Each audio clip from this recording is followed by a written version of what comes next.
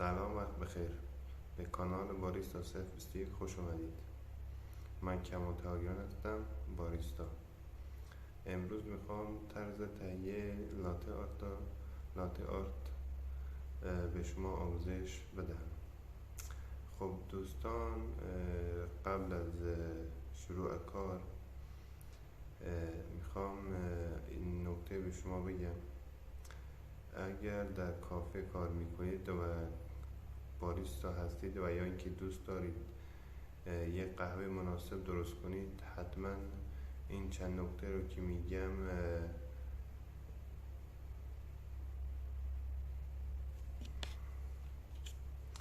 رعایت کنید و با من همراه باشید تا اینکه بپردازیم به بخشی از درست کردن و آموزش دادن لاته آرت. خب دوستان، قبل از همه چی میخوام اینو به شما توضیح بدم. لاته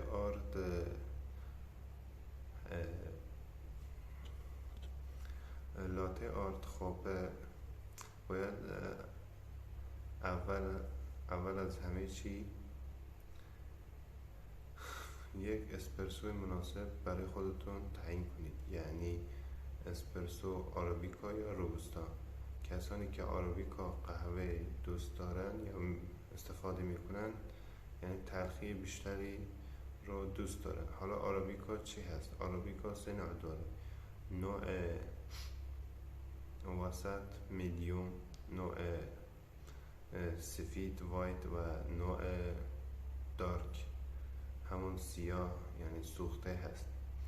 خب من معمولا آرابیکا با روبوستا با هم میکس میکنم، قاطی میکنم و از 70% آرابیکا و 30% روبوستا با هم میکس میکنم و هم فوم و هم طعم لذیذ و خوشمزه رو به دست میارم. خب شما میدونید اصلا دوست داره آقا یکی هست میگه من دوست دارم فقط روبوستا رو دوست دارم و روبوستا رو مثلا خوشم میاد. یکی از نه، من بیشتر تلخ دوست دارم ولی قهوهش سوخته نباشه، یعنی وسط باشه. خب حالا هر کی یه طعمی، یه نوشیدنی خاص خودشو داره. بالاخره از همه چی بگذاریم قهوه و باید نوع آسیابش خیلی مهم هستش که باید آسیابش رو حتما 100%، یعنی خیلی مهم، یعنی کار تخصصی هستش که قهوهتون چه نوع آسیاب بشه. یعنی یکی از آقا مثلا خبر نداریم، تازه میری تو کار باریستا، مثلا میگه خیلی ریز میکنه اصلا قهوه ترک میشه، یا اصلا خیلی درشت میکنه امریکانو ازش میاد بیرون. یکی هم هست نه، خب یکی هم آشنا هست با این قضیه، یعنی استاندارد نگهش میداره، نمیذاره حالا زیاد بالا پایین بشه. و یکی از اصلا خبر نداره، همون جوری که من رفته بودم قبلا یه جایی پیش یکی از رفیقام که باریستا بود، نمیدونست، حالا آسیاب کننش هم خیلی هم قدیمی بود، از اون کنیا بود، نمیدونست چه کار باهاش بکنه. بعد همه قهوه رو آورده بود، آسیاب کرده بود همونجا. خب قهوه موقعی که آسیاب میشه عزیز من، طعم و بوش رو از دست میده، عطرشو.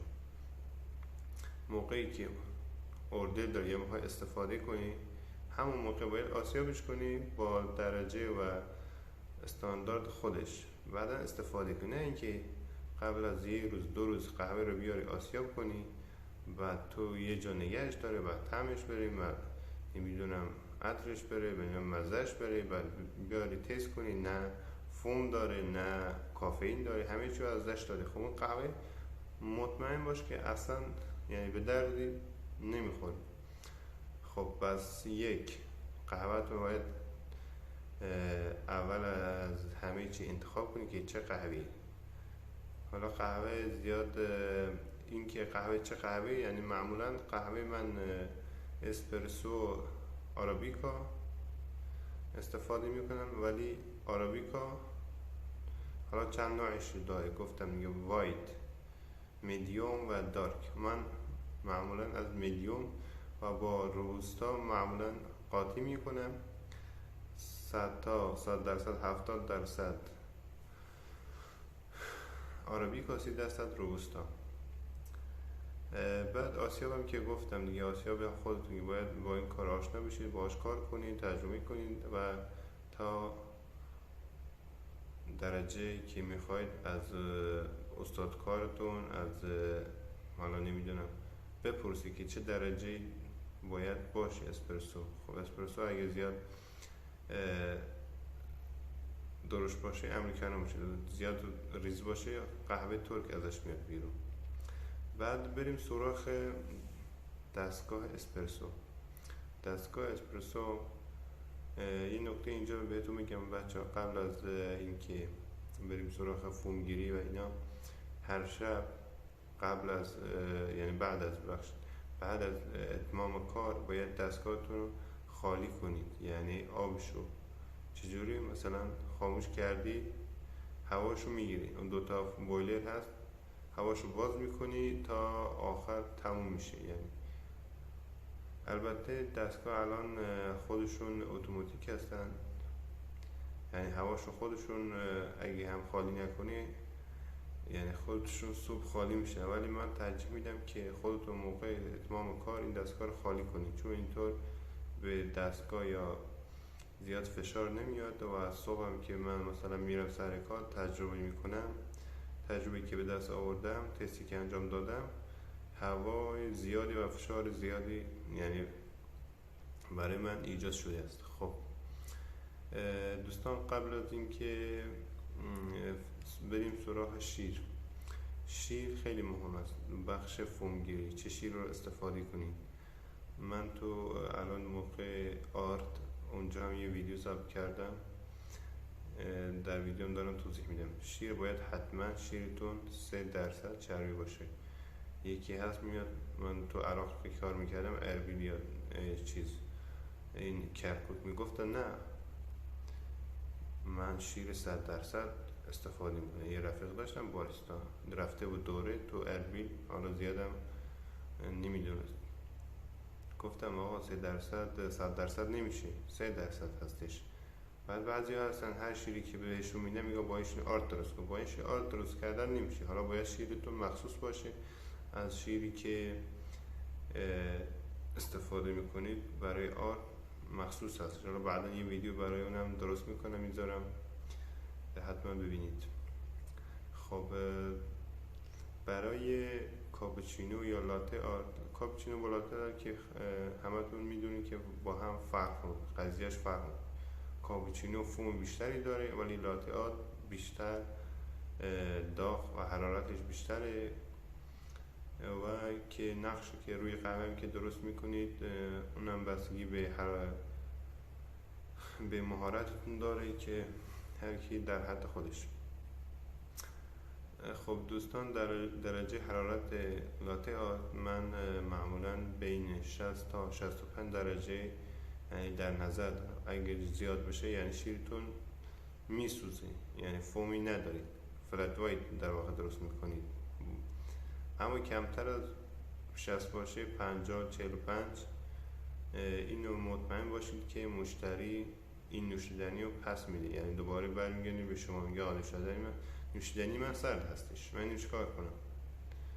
خب باید حتما تو این فومگیریش اینا رو توجه داشته باشید. یکی هم این هستش، نکته میخوام بگم، موقع فومگیری قبل از یعنی بویلر فوم بذارید داخل پیچر، هوا استارت بزنید برای کار، باید هواشو بگیرید. یعنی یه مقدار آبی که جمع میشه داخل بویلر، بعد از 1-2 ثانیه باز کردن این بویلر یعنی آبش میره. باید اینو حتما انجام بدید، یادتون نره. خب اگه تا اینجا ویدیو دوست داشتید، خوشتون اومد، دکمه لایک رو بزنید و اگر عضو کانال من نیستید با سابسکرایب کردن میتونید از اولین ویدیوهای من دیدن کنید. فعلا با اجازهتون. سلام، خسته نباشید، وقت بخیر. من کمال تاریان هستم، اینجا کیف کافه عراق دهوک. امروز قصد دارم شما را با طرز درست کردن لاته آرت آموزش دهم. بعد لاته آرت چجوری درست میشه، فومگیریش چه طریق هستش و چه قهوه‌ای برای لاته آرت مناسب است و این اینکه آرابیکا با روبوستا را چجوری برای میکس این قهوه درست کنم شما رو آشنا میکنم.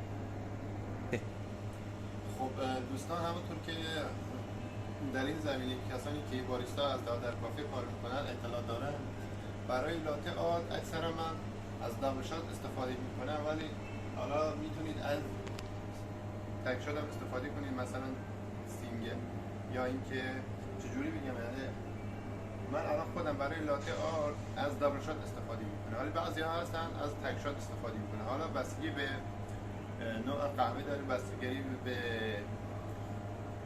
کسانی که این قهوه رو می‌نوشن و دوست دارن و اینکه چه قهوه‌ای هست و قهوه چجوری به قول گفتنی یعنی ازش مصارفه میگیرن، و اینکه بالاخره من سلیقه‌ام و توصیه‌ام به شما این هستش که از یک شات استفاده کنید، ولی من خودم دبل شات استفاده میکنم.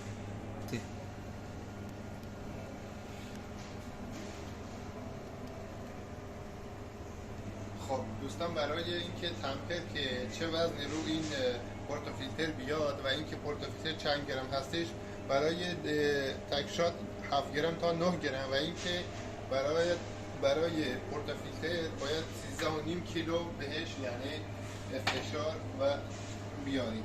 در اینجا مشاهده میکنیم که باید حداقل 13 کیلو بهش وزن اضافه کنید تا خوب درست شه. خب قبل از که بریم سراغ دستگاه اسپرسو، باید آب دستگاه رو بگیریم، یعنی هواگیریش رو انجام بدیم. اگه اینطور نباشد یه خورده بعضی موقع پیش میاد که یه خورده نامناسب باشه. حالا اینجا شاده میکنید برای 2 ثانیه الی 3 ثانیه اینجا آبش رو میگیریم. خب دوستان، حتما در اطلاع باشم موقعی که پورتافیلتر رو وصل میکنیم نباید دوباره بیاریم، یعنی وصل کنیم و در بیاریم، نمیدونم حالا جا به جا کنیم. یه بار باید وصل کنیم، تمام. الان اوکی، یعنی فقط یه بار. خب دوستان، برای فومگیری مناسب باید از شیر 3% چربی استفاده کنیم، به خاطر اینکه اگه فول چرب باشه فومی که در میاد یعنی اصلا نمیتونه ازش فوم بگیره، و اینکه فومش یعنی خیلی زیاد هستش، نمیتونه آرد درست کنید. من توصیه میکنم از شیری که برای لاته استفاده کنید 3% چربی باشد. اگه 4%، 100% و بعضی از 100% استفاده، این غلط است دوستان، باید 3% باشد. و اینکه کاپوچینو چه مقدار شیر داخل هستش، یعنی حدودا نزدیک 150، یعنی از 70 100%، 70% شیر، 30%، 25% الا قهوه هستش.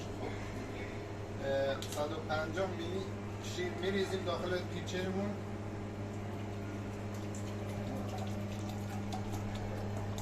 دوستان، یه نکته که باید اینجا مطرح کنم این هستش که شیرتون باید در دمای یعنی حداقل 0 باشد، یعنی اگه بالای 0 باشد فوم مناسبی نخواهید داشت. خب دوستان، برای اینکه قبل از اینکه بریم سراغ فومگیری، یه نکته اینجا هم هستش خیلی مهم. بعضی موقع یعنی دستگاه اون 1 ساعت کار نکرده، ازش استفاده نشده، داخل این بویلر آب هستش. اگه اینو مستقیم ببرید داخل پورتافیلتر با داخل پیچر میخوام همینطور بگیرید، خب این آب میری داخلش. باید 2-3 ثانیه قبلش هواشو بگیرید. بعد اینکه هواشو گرفتی اوکی شد، خلاص شد، تموم شد، بعد دوباره پیچرتو میارید از پیچر استفاده میکنید. دوستان، این بویلر رو که مشاهده میکنید باید مستقیم داخل پیچر باشد. بعد نوک بویلر بالا نیم سانتی متر باید داخل شیر باشد. بعد یه خورده اینو کج کنید، به این صورت ادامه میدهید. خب دوستان، ادامه میدیم به فومگیری شیر. قبل از فومگیری هواشو میگیریم، بویلر رو داخل پیچه قرار میدیم و یه خورده کج میکنیم، استارت میزنیم برای فومگیری.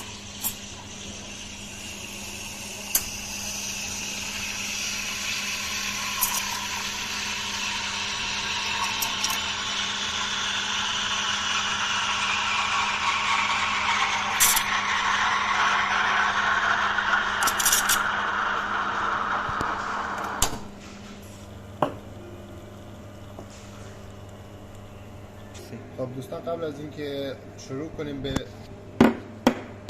به درست کردن آرد، باید 2-3 بار ضربه بزنه که هوای داخل شیر بیاد بیرون.